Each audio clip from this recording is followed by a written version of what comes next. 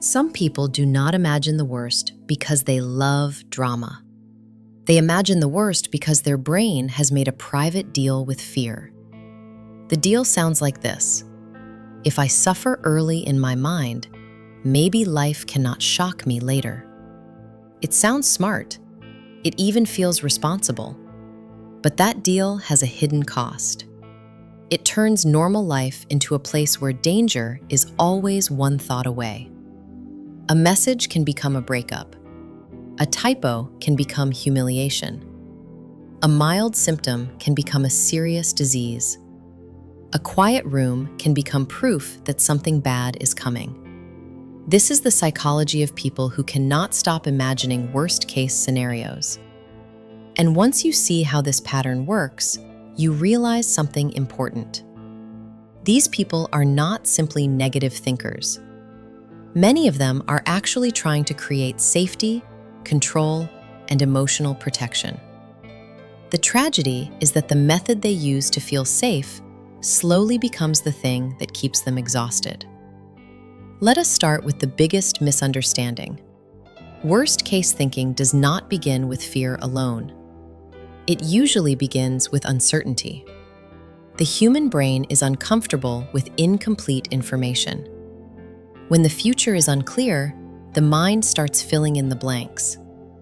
And because the brain is designed to notice threats first, those blanks often get filled with danger.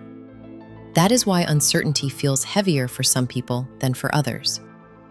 If your nervous system already expects life to be unstable, an unanswered question does not feel neutral.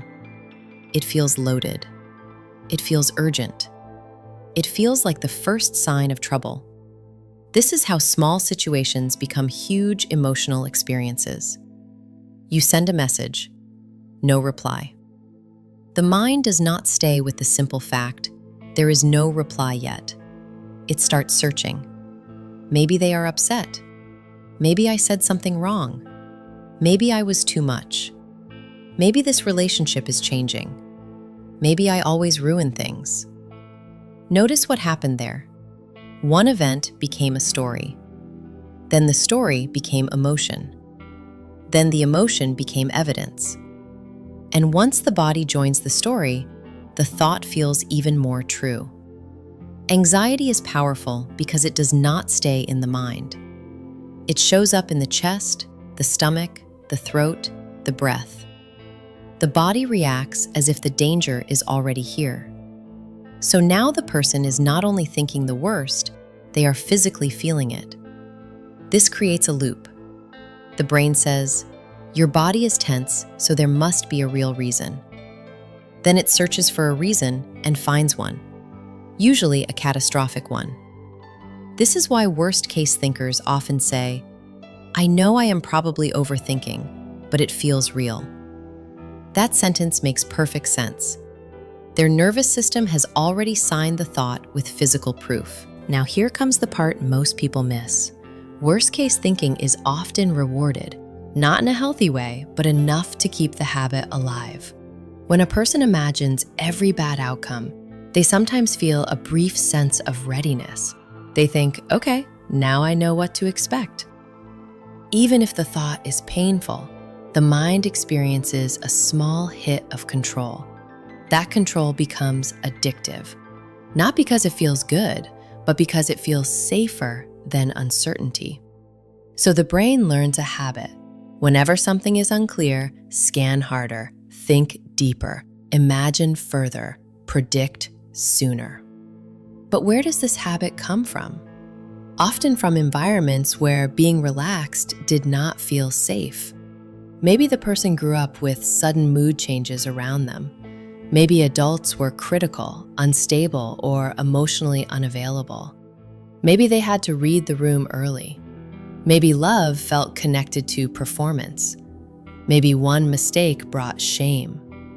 In those environments, the child learns a quiet rule: stay alert, because comfort can disappear without warning. Years later, that child may become the adult who checks if the door is locked 3 times, rewrites emails 10 times, or turns every delay into a sign of disaster.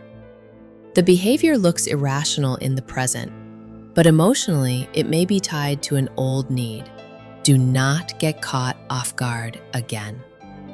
This is also why simple reassurance rarely fixes the issue. When someone says, "Stop worrying," it does not reach the deeper system running the fear. The anxious brain hears, "If you stop scanning, you might miss something important." So even after comfort from a friend, the mind returns to work. It asks for more proof, then more proof after that. A lot of people think worst-case thinkers just need more confidence. Confidence helps, but that is not the full answer. The real issue is often intolerance of uncertainty mixed with a nervous system trained to expect danger. In other words, the problem is not a lack of intelligence. In fact, many worst-case thinkers are highly imaginative people. Their mind is excellent at simulation. It can build future scenes quickly, vividly, and in detail. That sounds like a gift, and it can be. Imagination helps with planning, empathy, creativity, and problem solving. But when fear controls imagination, the gift turns against the person.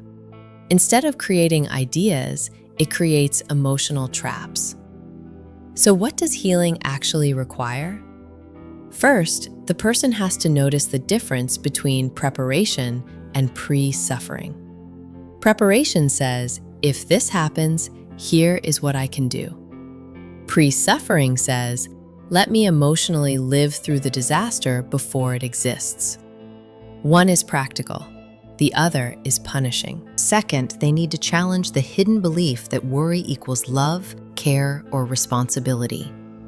Many people secretly believe that if they stop worrying, they will become careless. If they stop imagining the worst for loved ones, they are not caring enough. But worry is not proof of love. Constant fear is not proof of responsibility. Sometimes it is only proof that the nervous system no longer trusts calm. Third, they need to practice staying with uncertainty without instantly completing the story. That is hard. The brain wants closure now, but learning to say, I do not know yet, is one of the most powerful mental skills a person can build. It weakens the automatic rush toward catastrophe. Still, this change is not free. There is a price. If a person stops scanning all the time, they may feel exposed at first. They may feel lazy, unprepared, or reckless. That feeling is normal. The old system thinks vigilance is the reason they have survived this far. So when they begin loosening that grip, the brain protests. But over time, a new experience appears. They start seeing that many fears never happen. They notice that some situations remain unresolved for a while and still turn out fine. They learn that uncertainty is uncomfortable, but not always dangerous. This is a huge shift. And then the person starts returning to life itself. They answer messages without mentally forecasting loss. They go to sleep without replaying 10 disasters. They make one mistake without building a whole identity around it. Their world gets smaller in the best way. Not smaller through fear, but smaller through reality. Things become what they actually are, not what anxiety says they might become. That is the final change. The person does not lose depth. They do not lose caution. They simply stop worshiping catastrophic imagination as if it is wisdom. They begin trusting that peace is not irresponsibility. It is a healthier relationship with the unknown. So if you know someone who always jumps to the worst conclusion, look deeper before calling them negative. Their mind may be trying to do an old job with too much force. It may be trying to prevent pain by rehearsing it. But a mind that is always preparing for disaster never gets to fully live. And if this pattern lives inside you, remember this. You are not weak because your brain expects danger. You are not broken because calm feels unfamiliar. You may have simply trained yourself to survive by predicting pain. The good news is that what was trained can be retrained. The goal is not to become blindly positive. The goal is to stop giving every uncertain moment the same power as a real emergency. Because when that happens, imagination becomes useful again. It stops being a weapon pointed inward and becomes what it was meant to be, a human strength guided by wisdom, not fear.